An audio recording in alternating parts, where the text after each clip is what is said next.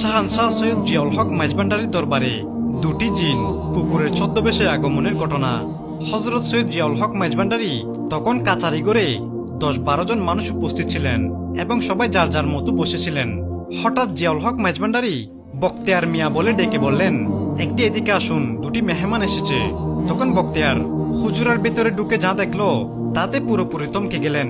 বখতিয়ার দেখলো হুজুরার ভিতরে দুটি বিশাল আকৃতির কালো কুকুর চুপচাপ বসে আছে। তারপর হুজুর কেবলা নিজ হাতে একটি ট্রেটে করে চা ও নাস্তা নিয়ে আসলেন। তিনি বখতিয়ারের হাতে 1 কাপ চা ও একটি কেক দিলেন এবং কুকুর দুটির সামনে দুটি কেক ও চা দিলেন। কুকুর দুটি অত্যন্ত শান্তভাবে তাদের জিভ দিয়ে চেটে চেটে চা পান করতে লাগলো। হযরত জিয়াউল হক মাইজভান্ডারি কুকুর দুটির দিকে আঙ্গুল তুলে তাদের পরিচয় দিলেন। তিনি একটি কুকুরের দিকে ইশারা করে বললেন, এই কুকুরটা বন্ধু, চিনে রাখো, কখনো এলে খানা পিনা দেবে, মারবে না। এরপর অন্য কুকুরটির দিকে ইশারা করে বললেন, ওটা আমার গোলাম জিন, কেউ কিছু বললে গেউ গেউ করে। হুজুরের কথা শেষ হওয়ার আগেই কুকুরটি গেউ গেউ করে ওঠে। এরপর জিয়াউল হক মাইজভান্ডারি হুজরা থেকে বের হয়ে পুকুর পাড়ের দিকে হাঁটতে লাগলেন এবং কুকুর দুটিও তার পেছনে পেছনে চলল।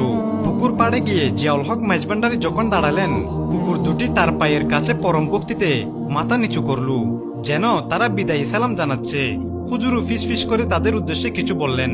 তারপর নাজিরহাট মাইজভান্ডার রুট ধরে কুকুর দুটি সোজা পশ্চিম দিকে হেঁটে চলে গেল, আর জিয়াউল হক মাইজভান্ডারি উদাস দৃষ্টিতে সেদিকে তাকিয়ে রইলেন।